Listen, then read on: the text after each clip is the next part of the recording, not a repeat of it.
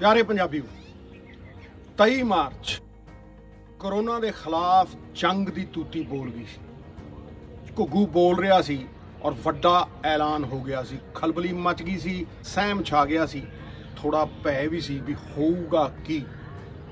ਔਰ 2 ਦਿਨਾਂ 'ਚ ਜੋ ਵਾਪਰਿਆ ਮੇਰੀ ਜ਼ਿੰਦਗੀ ਪੂਰੀ ਤਰ੍ਹਾਂ ਤਬਦੀਲ ਕਰਤੀ।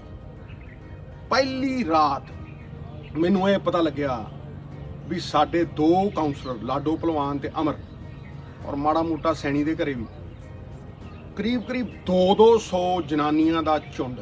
ਔਰ ਜਦੋਂ ਕੋਈ ਔਰਤ ਆਪਣੇ ਘਰੋਂ ਨਿਕਲਦੀ ਹੈ ਤਾਂ ਉਹ ਮਜਬੂਰੀ 'ਚ ਨਿਕਲਦੀ ਹੈ, ਯਾਦ ਰੱਖਣਾ। ਉਹ ਦਰਵਾਜ਼ੇ ਭੰਨ ਕੇ ਔਰ ਕਈ ਥਾਵਾਂ ਦੇ ਦਰਵਾਜ਼ੇ ਟੱਪ ਕੇ ਘਰਾਂ ਦੇ ਅੰਦਰ ਆ ਵੜੀਆਂ ਕਾਉਂਸਲਰਾਂ ਦੇ ਔਰ ਕਹਿਣ ਲੱਗੀਆਂ ਵੀ ਭਾਈ ਸਾਡੀ ਰੋਟੀ ਦਾ ਪ੍ਰਬੰਧ ਕਰੋ। ਇਹ ਮੇਰੇ ਲਈ ਇੱਕੋ ਦਮ ਸਤਰਕ ਹੋਣ ਦੀ ਲੋੜ ਸੀ। ਮੈਨੂੰ ਮਜਬੂਰੀ ਦੇ ਵਿੱਚ ਅਗਲੇ 1 ਦਿਨ ਬਾਅਦ ਨਿਕਲਣਾ ਪਿਆ ਕਿਉਂਕਿ ਰਾਤ ਨੂੰ ਇਹ ਨਿਊਜ਼ ਕਨਫਰਮ ਹੋ ਗਈ ਹਰ ਪਾਸਿਓਂ। ਡਿਸਟ੍ਰੈਸ ਕਾਲ ਕੀਤੀ ਔਰ ਡਿਪਟੀ ਕਮਿਸ਼ਨਰ ਸਾਹਿਬ ਸਾਡਾ ਸ਼ਿਵਦਲਾਲ ਕਮਾਲ ਦਾ ਬੰਦਾ, ਫਟ ਅੱਧੇ ਘੰਟੇ ਦੇ ਵਿੱਚ ਮੀਟਿੰਗ ਹੋਈ, ਕਾਉਂਸਲਰਾਂ ਦੇ ਨਾਲ ਸਾਰਾ ਕੁਝ ਕਨਫਰਮ ਕੀਤਾ ਤੇ ਉਹਨੂੰ ਕੁਝ ਮੰਗਾਂ ਰੱਖੀਆਂ। ਤੁਸੀਂ ਹੈਰਾਨ ਹੋਵੋਗੇ ਕਿ ਸਰਕਾਰ ਇੰਨੀ ਕੁ ਸਤਰਕ ਸੀ, ਇੰਨੀ ਕੁ ਸਜਗ ਸੀ ਔਰ ਐਡਮਿਨਿਸਟ੍ਰੇਸ਼ਨ ਇੱਕ ਮੁੱਠ ਹੋ ਕੇ ਚੁਣੇ ਨੁਮਾਇੰਦਿਆਂ ਨਾਲ ਇਸ ਤਰ੍ਹਾਂ ਕੰਮ ਕਰ ਰਹੀ ਸੀ ਵੀ 3 ਘੰਟਿਆਂ ਦੇ ਵਿੱਚ ਜੋ ਸਾਡੀਆਂ ਮੰਗਾਂ ਸੀ ਉਹ ਇਨ ਬਿਨ ਪੂਰੀਆਂ ਹੋਈਆਂ। ਚੱਕੀਆਂ ਖੁੱਲ੍ਹ ਗਈਆਂ ਔਰ ਜਿਨ੍ਹਾਂ ਦੇ ਘਰੇ ਤੋੜੇ ਰੱਖੇ ਸੀ ਉਹ ਚੱਕੀਆਂ ਤੇ ਪਹੁੰਚ ਗਏ, ਪੀਣਾ ਸ਼ੁਰੂ ਹੋ ਗਿਆ। ਮੈਡੀਕਲ ਹਾਲ ਕਰੀਬ ਮੈਡੀਕਲ ਦੀਆਂ ਦੁਕਾਨਾਂ ਜਿਹੜੀਆਂ ਨੇ ਉਹ 600-1200 ਚੋਂ ਖੁੱਲ੍ਹ ਗਈਆਂ। ਕੋਨੇ ਵਾਲੀਆਂ ਦੁਕਾਨਾਂ ਕਰਿਆਨੇ ਦੀਆਂ ਖੁੱਲ੍ਹ ਗਈਆਂ, ਲੇਕਿਨ ਜਿਹੜੀ ਸਪਲਾਈ ਸੀ ਪਿੱਛੋਂ ਥੋਕ ਵਾਲੀ ਉਹ ਬਾਰਡਰਾਂ ਦੇ ਉੱਤੇ ਫਸੀ ਹੋਈ ਸੀ ਔਰ ਉਹ ਵੀ ਪੋਲੇ ਸ਼ੁਰੂ ਹੋ ਗਈ ਔਰ ਹਦਾਇਤ ਹੋ ਗਈ ਵੀ ਹੋਰਡਿੰਗ ਕਿਸੇ ਨੇ ਨਹੀਂ ਕਰਨੀ ਔਰ ਹਰ ਸਮਾਨ ਲੋਕਾਂ ਤੱਕ ਪਹੁੰਚਣਾ ਚਾਹੀਦਾ। 2 ਫਾੜ ਕਰ ਦਿੱਤੇ ਗਏ ਮੇਰੀ ਕੌਂਸਟੀਟਿਊਂਸੀ ਦੇ ਲੋਕ, ਇੱਕ ਜਿਹੜੇ ਪੈਸੇ ਦੇ ਕੇ ਅਨਾਜ ਖਰੀਦ ਸਕਦੇ ਸੀ, ਦੂਜੇ ਜਿਹੜੇ ਅਨਾਜ ਖਰੀਦ ਨਹੀਂ ਸਕਦੇ ਸੀ ਔਰ ਬਹੁਤੇ ਉਹੀ ਸੀ। ਮੇਰੀ ਕੌਂਸਟੀਟਿਊਂਸੀ ਦੇ ਵਿੱਚ ਜੇ 2.5 ਲੱਖ ਲੋਕ ਨੇ, ਇੱਕ 70 ਤੋਂ ਉੱਤੇ ਵੋਟਾਂ ਨੇ ਤੇ ਕਰੀਬ 40,000 ਨੂੰ ਅਨਾਜ ਖਰੀਦਣ ਦੀ ਲੋੜ ਨਹੀਂ ਪੈਂਦੀ। ਉਹਨਾਂ ਕੋਲ ਸਟਾਕ ਵੀ ਕੀਤਾ ਔਰ ਉਹ ਬੜੇ ਸੰਪੰਨ ਨੇ, ਲੇਕਿਨ 2,10,000 ਲੋਕ ਉਸ ਘੇਰੇ 'ਚ ਆ ਗਏ ਜਿਹਦੇ 'ਚ ਉਹ ਜ਼ਰੂਰਤਮੰਦ ਬਣ ਗਏ ਔਰ ਉਹਨਾਂ ਦੀ ਮਜਬੂਰੀ ਸੀ ਕਿ ਲੋਕਡਾਊਨ 'ਚੋਂ ਬਾਹਰ ਨਹੀਂ ਸੀ ਨਿਕਲ ਸਕਦੇ ਸੀ ਔਰ ਪਰਪਸ ਡਿਫੀਟ ਹੋ ਜਾਂਦਾ।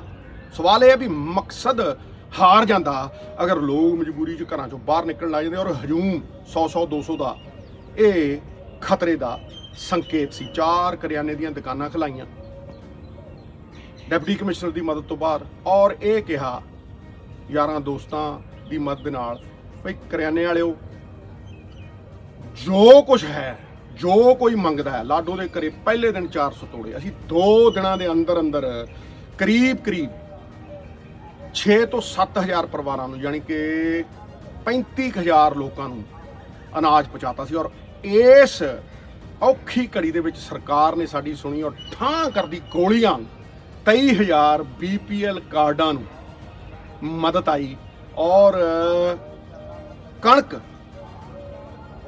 23,000 ਪਰਿਵਾਰਾਂ ਦੇ ਕੋਲ ਪਹੁੰਚੀ। ਮਤਲਬ ਕਿ BPL ਕਾਰਡਾਂ ਦਾ ਜਿਹੜਾ ਟੋਟਲ ਏਰੀਆ ਸੀ ਕਵਰੇਜ ਦਾ ਉਹ ਕਰੀਬ 90-92,000 ਲੋਕ, ਜੇ 4 ਇੱਕ ਪਰਿਵਾਰ ਦੇ ਵਿੱਚ ਲਈ 90-92,000 ਲੋਕਾਂ ਤੱਕ 6 ਮਹੀਨਿਆਂ ਦੀ ਕਣਕ ਠਾਂ ਕਰਦੀ ਪਹੁੰਚੀ। ਔਰ ਉਹਦੇ ਨਾਲ ਤੁਸੀਂ ਇਹ ਵੇਖੋ ਕਿ ਪੰਜਾਬ ਪੁਲਿਸ ਆਫਨ ਬੜੇ ਲੋਕ ਨਿੰਦਾ ਕਰਦੇ ਆ ਪਰ ਮੈਂ ਅੱਜ ਬਹੁਤ ਜ਼ਬਰਦਸਤ ਤਾਰੀਫ ਕਰ ਰਿਹਾ, ਪੱਗ ਉੱਚੀ ਕੀਤੀ।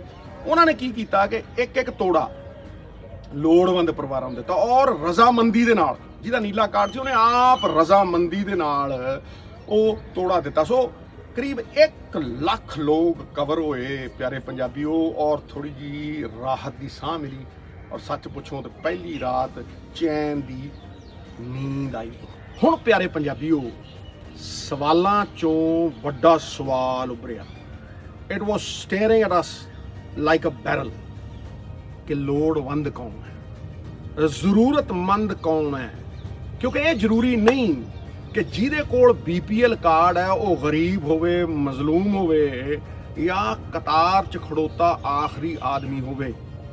ਔਰ ਇਹ ਵੀ ਜ਼ਰੂਰੀ ਨਹੀਂ ਕਿ ਜਿਹੜਾ ਅਸਲੀ ਗਰੀਬ ਹੋਵੇ ਉਹਦੇ ਕੋਲ ਪੱਕਾ ਹੀ ਨੀਲਾ ਕਾਰਡ ਹੋਵੇ। ਇਹ ਬਹੁਤ ਵੱਡਾ ਮੁੱਦਾ ਹੈ ਔਰ ਇਹਦਾ ਇਸਤਕਬਾਲ ਡਿਪਟੀ ਕਮਿਸ਼ਨਰ ਨੇ ਵੀ ਕੀਤਾ। ਹਰੇਕ ਕਾਉਂਸਲਰ ਨੇ ਕਿਹਾ ਕਿ ਜੀ ਇਹ ਗੁੱਥੀ ਹੈ ਜਿਹੜੀ ਸੁਲਝਾਉਣੀ ਪਊ।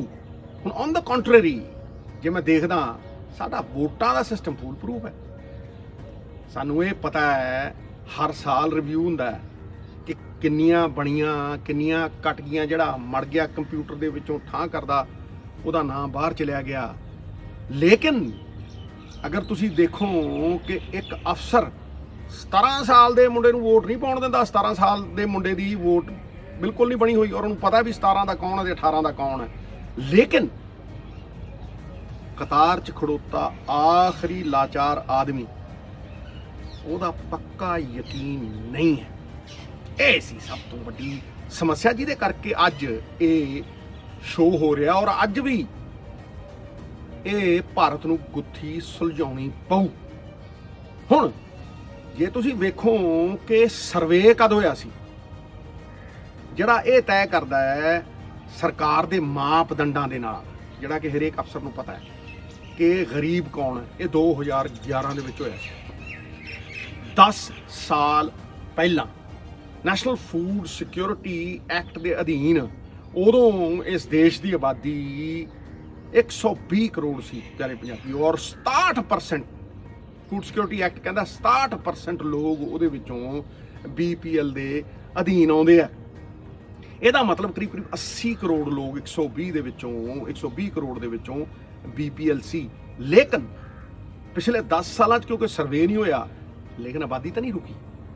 ਆਬਾਦੀ ਤੇ ਵੱਧਦੀ ਤੁਰੀ ਗਈ 120 ਕਰੋੜ ਤੋਂ 137 ਕਰੋੜ ਤੇ ਅੱਜ।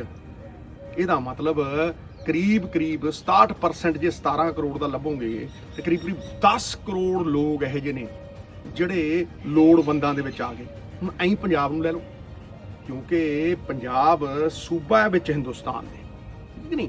ਹੁਣ ਪੰਜਾਬ ਦੀ ਆਬਾਦੀ 2 ਕਰੋੜ 77 ਲੱਖ ਸੀ 2011 ਦੇ ਵਿੱਚ ਤੇ ਅੱਜ ਜਿਹੜੀ ਨੀਤੀ ਆਯੋਗ ਹੈ ਸਭ ਤੋਂ ਵੱਡਾ ਥਿੰਕ ਟੈਂਕ ਸਰਕਾਰ ਦਾ, ਭਾਰਤ ਸਰਕਾਰ ਦਾ, ਉਹਦੀ ਪ੍ਰੋਜੈਕਸ਼ਨ ਹੈ, ਐਗਜ਼ੈਕਟ ਨਹੀਂ ਪਰ ਉਹਦੀ ਪ੍ਰੋਜੈਕਸ਼ਨ ਹੈ ਵੀ 2020 ਦੇ ਵਿੱਚ ਪੰਜਾਬ ਦੀ ਜਿਹੜੀ ਪਾਪੂਲੇਸ਼ਨ ਹੈ 298 ਤੋਂ ਉੱਪਰ ਹੋਊ।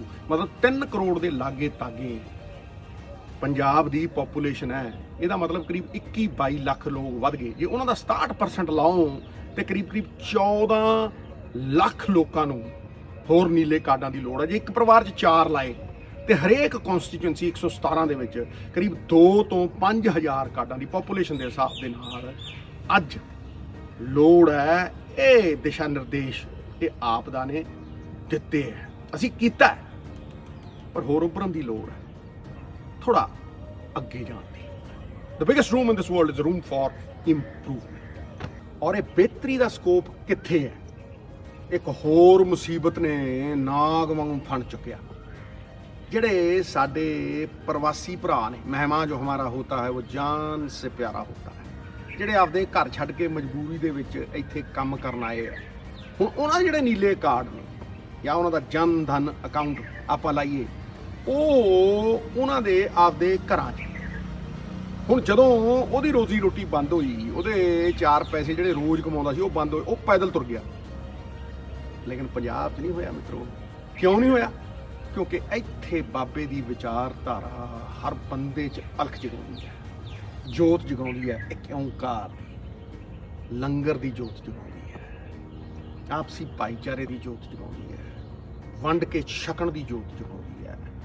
ਪਿਆਰੇ ਦੋਸਤੋ, ਲੰਗਰ ਹੋਣ, NGOਆਂ ਦਾ ਸਾਥ ਹੋਵੇ, ਐਡਮਿਨਿਸਟ੍ਰੇਸ਼ਨ ਹੋਵੇ, ਇਹ ਤੰਤਰ ਐ ਉੱਭਰਿਆ ਇਕੱਠਿਆਂ ਹੋ ਕੇ, ਚਾਹੇ ਪੁਲਿਸ ਵਾਲੇ ਭਰਾ ਹੋਣ, ਸਾਰਿਆਂ ਨੇ ਰਲ ਕੇ ਚੁਣੇ ਨੁਮਾਇੰਦੇ ਹੋਣ, ਕਾਉਂਸਲ ਹੋਣ, ਮੇਅਰ ਹੋਣ, ਡਿਪਟੀ ਕਮਿਸ਼ਨਰ ਹੋਵੇ, MLA MP, ਸਭ ਇੱਕ ਮੁੱਠੀ ਆਂਗ ਸੀ। ਬੰਦ ਮੁੱਠੀ ਲੱਖ ਦੀ ਤੇ ਖੁੱਲੀ ਕੱਖ ਦੀ। ਇੱਥੋਂ ਨਹੀਂ ਜਾਣ ਦਿੱਤੇ ਅਸੀਂ ਪ੍ਰਵਾਸੀ ਭਰਾ। ਲੇਕਿਨ ਅਗਰ ਆਧਾਰ ਕਾਰਡ ਦੇ ਨਾਲ ਲਿੰਕ ਹੋ ਜਾਣ ਤੇ ਸਿਸਟਮ ਨੂੰ ਰੀਡਿਜ਼ਾਈਨ ਕਰਨ ਦੀ ਲੋੜ ਹੈ।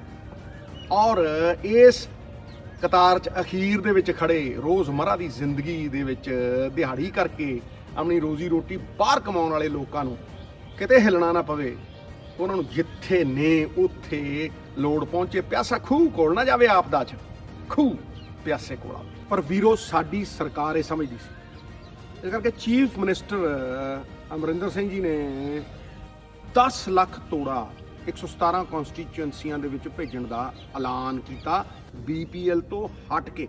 ਉਹ ਇਹ ਸਮਝਦੇ ਸੀ ਕਰੀਬ 9000 ਤੋੜਾ ਹਰੇਕ ਕਨਸਟੀਚੁਐਂਸੀ ਦੇ ਵਿੱਚ। ਸਾਡੇ ਕੋਲ 1 ਮਹੀਨੇ 'ਚ ਆਇਆ ਉਹ, ਕਿਉਂਕਿ ਸਮਝਦੇ ਸੀ ਅਸੀਂ ਵੀ ਸਰਕਾਰ ਦੀ ਮਜਬੂਰੀ ਹੈ। 1 ਮਹੀਨੇ 'ਚ ਅੱਧਾ ਆਇਆ। ਮੈਂ ਕਹਿੰਦਾ ਜੇ ਪੂਰਾ ਵੀ ਆ ਜਾਂਦਾ, ਤੁਸੀਂ 10,000 ਵੀ ਲਾ ਲਓ, ਤੇ ਕਰੀਬ 50,000 ਲੋਕਾਂ ਦਾ ਹੱਲ ਹੁੰਦਾ ਜਿਹੜੇ BPL ਦੇ ਅੰਡਰ ਆਉਂਦੇ ਆ। ਲੇਕਿਨ ਇਹ ਸਮੱਸਿਆ ਬਹੁਤ ਅੱਗੇ ਵੱਧ ਗਈ ਸੀ। ਹੁਣ ਇਹਦੇ ਚਪੇਟੇ ਦੇ ਵਿੱਚ, ਇਹਦੇ ਦਾਇਰੇ ਦੇ ਵਿੱਚ ਉਹ ਲੋਕ ਆ ਗਏ ਜਿਹੜੇ BPL ਦੇ ਅੰਡਰ ਨਹੀਂ ਗਏ, ਕਿਉਂਕਿ ਇਹ ਅਸਾਧਾਰਨ ਸਿਚੁਏਸ਼ਨ ਸੀ। ਹੋਟਲਾਂ ਦੇ ਲੋਕ, ਜਿਹੜੇ ਰੈਸਟੋਰੈਂਟਾਂ 'ਚ ਕੰਮ ਕਰਦੇ ਸੀ, ਉਹ ਲੋਕ ਜਿਹੜੇ ਛੋਟੀਆਂ ਚਾਹ ਦੀਆਂ ਦੁਕਾਨਾਂ ਚਲਾਉਂਦੇ ਸੀ, ਮੌਲਾਂ 'ਚ ਕੰਮ ਕਰਦੇ ਸੀ, ਉਹ ਲੋਕ। ਹੁਣ ਇਹ ਇੱਕ ਅਸਾਧਾਰਨ ਸਿਚੁਏਸ਼ਨ ਸੀ ਜਿਹਦੇ ਵਿੱਚ ਛੋਟੇ ਐਂਟਰਪ੍ਰੈਨਰ, ਜਿਹਨੂੰ ਕਹਿੰਦੇ ਆਪਾਂ MSME, ਔਰ ਉਹਨਾਂ ਨੂੰ ਚਲਾਉਣ ਵਾਲੇ ਜਿਨ੍ਹਾਂ ਦਾ ਛੋਟੇ ਰੁਜ਼ਗਾਰ ਨੇ। ਕੋਈ ਛੋਲਿਆਂ ਦੀ ਰੇਹੜੀ ਲਾਈ ਬੈਠਾ ਹੈ, ਕੋਈ ਕਿਸੇ ਹੋਰ ਚੀਜ਼ ਦੀ ਰੇਹੜੀ ਲਾਈ ਬੈਠਾ ਹੈ, ਕੋਈ ਭਟੂਰਿਆਂ ਦੀ ਰੇਹੜੀ ਲਾਈ ਬੈਠਾ ਹੈ, ਕੋਈ ਕਿਤੇ ਛੋਟਾ ਕੰਮ ਕਰ ਰਿਹਾ, ਦਿਹਾੜੀ ਕਰ ਰਿਹਾ, ਉਹ ਸਾਰੇ ਇਹਦੇ ਚਪੇਟੇ 'ਚ ਆ ਗਏ। ਖਾਸ ਤੌਰ ਤੇ ਜਿਹੜੇ ਓਲਾ ਚਲਾਉਂਦੇ, ਊਬਰ ਚਲਾਉਂਦੇ, ਉਹਨਾਂ ਦੀ 15,000 ਦੀ ਇਨਕਮ ਹੈ। ਲੇਕਿਨ ਇਸ ਪਰਿਸਥਿਤੀ ਦੇ ਵਿੱਚ, ਇਸ ਅਸਾਧਾਰਨ ਐਕਸਟਰਾ ਆਰਡੀਨਰੀ ਸਿਚੁਏਸ਼ਨ ਦੇ ਵਿੱਚ ਉਹ ਜ਼ਰੂਰਤਮੰਦ ਬਣ ਗਏ, ਉਹ ਲੋੜਮੰਦ ਬਣ ਗਏ। ਹੁਣ ਜੇ ਸਿਚੁਏਸ਼ਨ ਔਰ ਪਰਿਸਥਿਤੀ ਐਕਸਟਰਾ ਆਰਡੀਨਰੀ ਸੀ, ਤੇ ਫਿਰ ਪਰਿਸਥਿਤੀ ਦੇ ਅਨੁਸਾਰ ਆਪਣੇ ਆਪ ਨੂੰ ਢਾਲਣ ਦੀ ਲੋੜ ਹੈ, ਔਰ ਅਨੁਕੂਲ ਪਰਿਸਥਿਤੀਆਂ ਪੈਦਾ ਕਰਨ ਦੀ ਲੋੜ ਹੈ। ਸਮਾਧਾਨ ਔਰ ਸੋਲੂਸ਼ਨ ਵੀ ਐਕਸਟਰਾ ਆਰਡੀਨਰੀ ਹੋਊਗਾ, ਅਸਾਧਾਰਨ।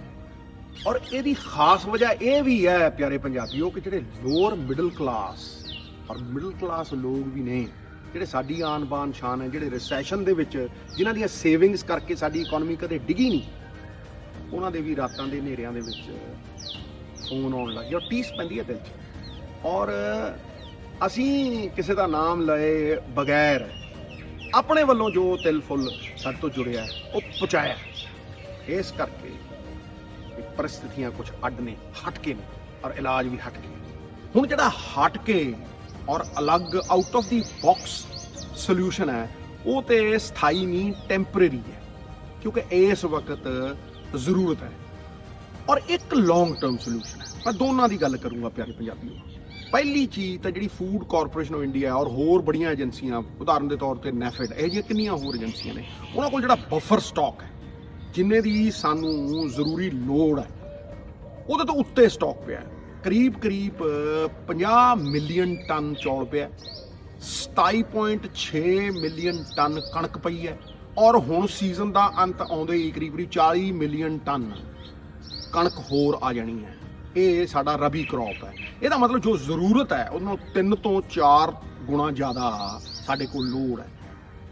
ਅੱਜ ਜਦੋਂ ਗਰੀਬ ਨੂੰ ਉਹਦੇ ਪਾਪੀ ਪੇਟ ਦਾ ਸਵਾਲ ਬਣਿਆ, ਅੰਨ ਦੀ ਲੋੜ ਹੈ, ਸਰਕਾਰ ਗੋਦਾਮ ਖੋਲ ਦੇਵੇ, ਕਿਉਂਕਿ ਤੰਤਰ ਬਣਿਆ ਹੋਇਆ ਹੈ ਆਲਰੇਡੀ, ਇੱਕ ਸਿਸਟਮ।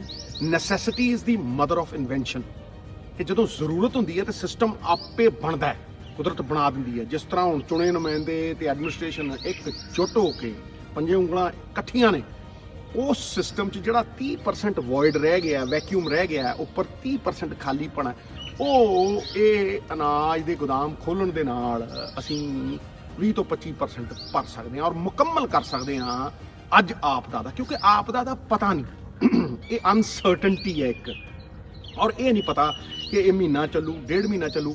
ਲੇਕਿਨ ਜੇ ਅੱਜ ਗੋਦਾਮ ਖੁੱਲ੍ਹ ਜਾਂਦੇ ਆ ਤਾਂ 2 ਮਹੀਨੇ ਦਾ ਕੋਟਾ ਹੋਰ ਪੂਰਾ ਹੋ ਜਾਂਦਾ ਹੈ।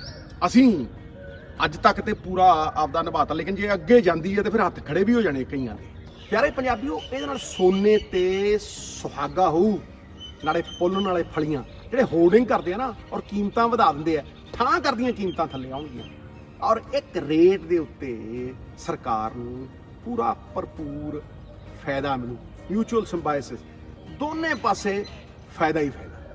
ਹੁਣ ਜਿਹੜਾ ਲੌਂਗ ਟਰਮ ਸੋਲੂਸ਼ਨ ਹੈ ਉਹ ਇਹ ਹੈ ਕਿ ਜਿੱਦਾਂ ਅਧਿਕਾਰੀ ਵੋਟਾਂ ਬਣਾਉਂਦੇ ਆ ਔਰ ਹਰ ਸਾਲ ਰਿਵਿਊ ਕਰਦੇ ਆ, ਉਸੇ ਤਰ੍ਹਾਂ ਇੱਕ ਫੂਲ ਪ੍ਰੂਫ ਸਿਸਟਮ ਹੋਵੇ ਜਿਹੜਾ ਮੈਰਿਟ ਨੂੰ ਆਨਰ ਕਰੇ ਔਰ ਅਸਲੀ ਗਰੀਬ ਦੀ ਪਛਾਣ ਕਰੇ ਔਰ ਨੀਲੇ ਕਾਰਡ ਉਹਦੇ 'ਚ ਐਡੀਸ਼ਨ ਕਰੇ। ਔਰ ਫਿਰ ਜਦੋਂ ਵੀ ਆਪਦਾ ਆਉਂਦੀ ਹੈ ਡਿਜ਼ਾਸਟਰ ਮੈਨੇਜਮੈਂਟ ਦੇ ਅੰਡਰ ਸਰਕਾਰ ਇਹ ਅਗਨੀ ਪ੍ਰੀਖਿਆ ਤੋਂ ਇੱਕ ਬਹੁਤ ਵੱਡੀ ਔਰ ਪਾਸ ਤੇ ਪੂਰੀ ਤਰ੍ਹਾਂ ਹੋ ਗਈ ਹੈ ਸਰਕਾਰ, ਇਹ ਬਹੁਤ ਵੱਡੀ ਸਿੱਖ ਲਵੇ ਕਿ ਇਹਦੇ 'ਚ ਰਿਸਕ ਫੈਕਟਰ 'ਚ ਆਉਣ ਵਾਲੇ ਜਿਹੜੇ ਬੰਦੇ, ਓਲਾ ਊਬਰ ਚਲਾਉਣ ਵਾਲੇ ਛੋਟੇ ਐਂਟਰਪ੍ਰੈਨਰ, ਰੇਹੜੀ ਲਾਉਣ ਵਾਲੇ ਬੰਦੇ ਜਿਹੜੇ ਚਪੇਟ 'ਚ ਆਉਂਦੇ ਆ, ਉਹਨਾਂ ਦੀ ਵੀ ਲਿਸਟ ਬਣਾਵੇ। ਕਿਉਂਕਿ ਮਕਸਦ ਇਹ ਹੈ ਕਿ ਜਿਹੜੇ ਤੋੜੇ ਸਰਕਾਰ ਨੇ ਭੇਜੇ ਵੀ ਸੀ ਜਾਂ ਅੱਗੇ ਨੂੰ ਕਦੇ ਆਪਦਾ ਆਉਂਦੀ, ਔਰ ਆਪਦਾ ਬੜੇ ਤਰ੍ਹਾਂ ਦੀ, ਉਹ 'ਚ ਭੂਕੰਪ ਹੋ ਸਕਦਾ ਹੈ, ਉਹ 'ਚ ਫਾਇਰ ਹੋ ਸਕਦੀ ਹੈ, ਉਹ 'ਚ ਫਲੱਡਸ ਹੋ ਸਕਦੇ ਹੈ। 2 ਦਿਨਾਂ ਦੇ ਵਿੱਚ ਸਮੱਗਰੀ ਪਹੁੰਚੇ, 2 ਦਿਨਾਂ ਦੇ ਵਿੱਚ ਹੈਲਪ ਪਹੁੰਚੇ, ਔਰ ਇਹ ਜਿਹੜੀ ਖਲਬਲੀ ਹੈ ਨਾ, ਇਹਦੇ ਚੋਂ ਉੱਭਰ ਕੇ ਸਰਕਾਰ ਮਹਾਬਲੀ ਹੋ ਕੇ ਨਿਕਲੇ। ਖਲਬਲੀ ਚੋਂ ਮਹਾਬਲੀ, ਇਹ ਮੂਲ ਮੰਤਰ ਹੈ। ਔਰ ਤਲਬ ਗੱਲ ਇਹ ਹੈ ਕਿ ਜਦੋਂ ਇਕਨੋਮਿਕ ਸੱਟ ਵੱਜੀ ਔਰ ਇਕਨੋਮਿਕ ਐਕਟੀਵਿਟੀ ਬੰਦ ਹੋ ਗਈ, ਤੇ ਸਭ ਤੋਂ ਵੱਧ ਜਿਹੜਾ ਸਾਡਾ ਪ੍ਰੋਪੈਲਰ ਹੈ, ਜਿਹੜਾ ਪਹੀਆ, ਜਿਹੜਾ ਚੱਕਾ ਹੈ ਜਿਹਦੇ ਉੱਤੇ ਇਕਨੋਮੀ ਘੁੰਮਦੀ ਹੈ, ਉਹ ਹੈ ਕੰਸਟਰਕਸ਼ਨ।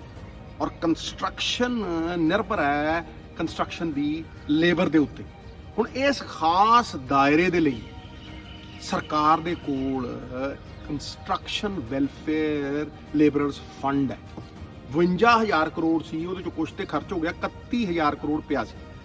ਪ੍ਰਾਈਮ ਮਿਨਿਸਟਰ ਨੇ ਨਿਰਦੇਸ਼ ਦਿੱਤੇ ਚੀਫ ਮਿਨਿਸਟਰਾਂ ਨੂੰ ਵੀ ਉਹ ਤੁਸੀਂ ਖਰਚ ਸਕਦੇ ਹੋ, ਔਰ ਸਾਡਾ ਚੀਫ ਮਿਨਿਸਟਰ ਨੇ 3000 ਰੁਪਏ ਹਰੇਕ ਲੇਬਰ ਕਰਨ ਵਾਲੇ ਨੂੰ, ਕੰਸਟਰਕਸ਼ਨ ਦੇ ਇਸ ਦਾਇਰੇ ਦੇ ਵਿੱਚ ਕੰਸਟਰਕਸ਼ਨ ਵਰਕਰ ਨੂੰ ਉਹ ਪਹੁੰਚਾਉਣੇ ਸ਼ੁਰੂ ਕਰ ਦਿੱਤੇ। ਲੇਕਿਨ ਪਿਆਰੇ ਪੰਜਾਬੀਓ, ਇੱਥੇ ਮੁੱਦਾ ਕੀ, ਜਿੰਨੀਆਂ ਲੇਬਰ ਯੂਨੀਅਨਾਂ ਨੇ ਉਹ ਇਹ ਮੰਨਦੀਆਂ ਨੇ ਕਿ ਕਰੀਬ ਅੱਧੇ ਜਿਹੜੇ ਲੇਬਰਰ ਨੇ ਉਹ ਰਜਿਸਟਰਡ ਨਹੀਂ ਹੈਗੇ ਇਸ ਐਕਟ ਦੇ ਅਧੀਨ, ਜਿਹੜਾ ਲੇਬਰ ਵਾਲਾ ਐਕਟ ਹੈ। ਲੇਕਿਨ ਪੰਜਾਬ ਸਰਕਾਰ ਕੀ, ਸਾਰੇ ਸਟੇਟਾਂ ਦੀ ਸਰਕਾਰ ਆਪ ਮੰਨਦੀ ਹੈ ਵੀ 1/3 ਰਜਿਸਟਰਡ ਨਹੀਂ। ਮੈਂ ਇਹ ਸਮਝਦਾ ਕਿ ਇਸ ਆਪਦਾ ਚੋਂ ਸਭ ਤੋਂ ਵੱਡੀ ਲੋੜ ਇਹ ਹੈ ਸਿੱਖਣ ਦੀ ਕਿ ਇਹ ਲੋਕ ਜਿਹੜੇ ਕਿ ਅਹਿਮ ਹਿੱਸਾ ਨੇ ਸਮਾਜ ਦਾ, ਸਾਡੀਆਂ ਬਾਹਾਂ ਨੇ, ਜਿਨ੍ਹਾਂ ਦੇ ਬਿਨਾਂ ਕੰਸਟਰਕਸ਼ਨ ਇੰਡਸਟਰੀ ਐਗਜ਼ਿਸਟ ਨਹੀਂ ਕਰ ਸਕਦੀ। ਔਰ ਜਦੋਂ ਰਿਸੈਸ਼ਨ ਆਇਆ ਸੀ ਅਮਰੀਕਾ ਦੇ ਵਿੱਚ, ਤੇ ਪ੍ਰੈਜ਼ੀਡੈਂਟ ਰੂਜ਼ਵੈਲਟ ਨੇ ਕੱਲੀਆਂ ਸੜਕਾਂ ਬਣਾ ਕੇ ਸਾਰੇ ਉਸ ਆਰਥਿਕ ਡਗਮਗਾਂਦੀ ਸਥਿਤੀ ਦੇ ਵਿੱਚੋਂ ਅਮਰੀਕਾ ਕੱਢਤਾ ਸੀ। ਇਹ ਕੰਸਟਰਕਸ਼ਨ, ਜਦੋਂ ਸਸਤੀ ਰੇਤ ਮਿਲਦੀ ਹੈ, ਸੀਮੈਂਟ ਮਿਲਦਾ ਹੈ, ਕੰਸਟਰਕਸ਼ਨ ਧੜਕਣ ਬਣ ਜਾਂਦੀ ਹੈ ਰਿਵਾਈਵਲ ਦੀ। ਇਸ ਕਰਕੇ ਇਹ ਬਹੁਤ ਜ਼ਰੂਰੀ ਹੈ ਕਿ ਉਹ ਰਜਿਸਟ੍ਰੇਸ਼ਨ ਹੋਵੇ ਔਰ ਪੂਰੀ ਤਰ੍ਹਾਂ ਮੁਕੰਮਲ ਹੋਵੇ। ਛੋਟੀਆਂ ਛੋਟੀਆਂ ਚੀਜ਼ਾਂ ਦੇ ਨਾਲ ਪੂਰਨਤਾ ਮਿਲਦੀ ਹੈ ਪਿਆਰੇ ਪੰਜਾਬੀਓ, ਔਰ ਪੂਰਨਤਾ ਕਿਤੇ ਛੋਟੀ ਚੀਜ਼ ਹੈ। ਹੁਣ ਪਿਆਰੇ ਪੰਜਾਬੀਓ, ਸਹੀ ਕੀ ਹੈ ਇਹਨੂੰ ਜਾਣ ਕੇ ਉਹ ਤੇ ਅਮਲ ਨਾ ਹੋਵੇ, ਉਹ ਗੱਲ ਜੱਚਦੀ ਨਹੀਂ। ਵੇਖੋ, ਜਿਹੜਾ ਚਤੁਰ ਨਿਸ਼ਾਨੇਬਾਜ਼ ਹੁੰਦਾ ਨਾ, ਅਰਜੁਨ ਵਰਗਾ, ਉਹ ਤੀਰ ਛੱਡਣ ਤੋਂ ਪਹਿਲਾਂ ਨਿਸ਼ਾਨਾ ਸਾਧ ਲੈਂਦਾ। ਜਿਹਦੇ 'ਚ ਬੁੱਧੀ ਹੁੰਦੀ ਹੈ ਨਾ, ਉਹ ਬੱਦਲਾਂ ਨੂੰ ਵੇਖ ਕੇ ਜਾਮਾਂ ਪਾ ਲੈਂਦਾ। ਔਰ ਮੇਰਾ ਆਦਰ ਹਰ ਉਸ ਬੰਦੇ ਲਈ ਔਰ ਸਰਕਾਰ ਲਈ ਹੈ ਜਿਹੜੀ ਕੱਲ ਤੋਂ ਅੱਜ ਬਿਹਤਰ ਹੋਵੇ, ਇਹਨੂੰ ਇੰਪਰੂਵ ਕਰਦੀ ਹੋਵੇ, ਇਵੋਲਵ ਕਰਦੀ ਹੋਵੇ। 3 ਥਾਵਾਂ ਦੇ ਉੱਤੇ ਇਹ ਸਕੋਪ ਹੈਗਾ ਬਿਹਤਰ ਹੋਣ ਦਾ। ਕਿਹੜਾ? ਪਹਿਲਾ, BPL ਕਾਰਡ। ਜਿਵੇਂ ਸਾਡਾ ਵੋਟਾਂ ਦਾ ਸਿਸਟਮ ਹੈ, ਅਸਲੀ ਗਰੀਬ ਦੀ ਪਛਾਣ ਹੋਵੇ, ਔਰ ਜਿਹੜੇ ਸਾਡੇ ਕੋਲ ਐਗਜ਼ਿਸਟਿੰਗ ਨੀਲੇ ਕਾਰਡ ਨੇ ਉਹਦੇ 'ਚ ਉਹਨਾਂ ਦੀ ਐਡੀਸ਼ਨ ਹੋਵੇ। ਦੂਜੀ, ਕਿ ਜਿਹੜੀ ਰਿਸਕ ਦੇ ਵਿੱਚ ਲੋਕ ਆਮ ਰੋਜ਼ਮਰਾ ਦੀ ਜ਼ਿੰਦਗੀ 'ਚ ਬੜੇ ਖੁਸ਼ਹਾਲ ਨੇ, ਜਿਵੇਂ ਸਮੌਲ ਤੇ ਮੀਡੀਅਮ ਐਂਟਰਪ੍ਰਾਈਜ਼ਰ, ਜਿਵੇਂ ਓਲਾ ਚਲਾਉਣ ਵਾਲਾ, ਊਬਰ ਚਲਾਉਣ ਵਾਲਾ, ਛੋਲਿਆਂ ਦੀ ਰੇਹੜੀ ਲਾਉਣ ਵਾਲਾ, ਹਾਂਜੀ, ਮੌਲਾਂ 'ਚ ਕੰਮ ਕਰਨ ਵਾਲਾ, ਚਾਹ ਦੀ ਦੁਕਾਨ ਚਲਾਉਣ ਵਾਲਾ, ਇਹ ਲੋਕਾਂ ਦੇ ਲਈ ਉਹ ਪਰਿਸਥਿਤੀ ਜਿਹੜੀ ਹੈ ਆਪਦਾ ਦੀ, ਉਹਨੂੰ ਜ਼ਰੂਰਤਮੰਦ ਬਣਾ ਦਿੰਦੀ ਹੈ, ਉਹਨੂੰ ਇੱਕੋ ਦਮ ਉਹਦੀ ਜ਼ਿੰਦਗੀ ਨੂੰ ਤਬਦੀਲ ਕਰ ਦਿੰਦੀ ਹੈ। ਉਹਦੇ ਕੋਲ 1 ਜਾਂ 2 ਦਿਨਾਂ ਦੇ ਵਿੱਚ ਜ਼ਰੂਰਤਮੰਦ ਨੂੰ ਉਹਦੀ ਲੋੜ ਮੁਤਾਬਕ ਸਮੱਗਰੀ ਪਹੁੰਚੇ, ਹੈਲਪ ਪਹੁੰਚੇ। ਇਹ ਦੂਸਰਾ ਵਰਗ ਹੈ।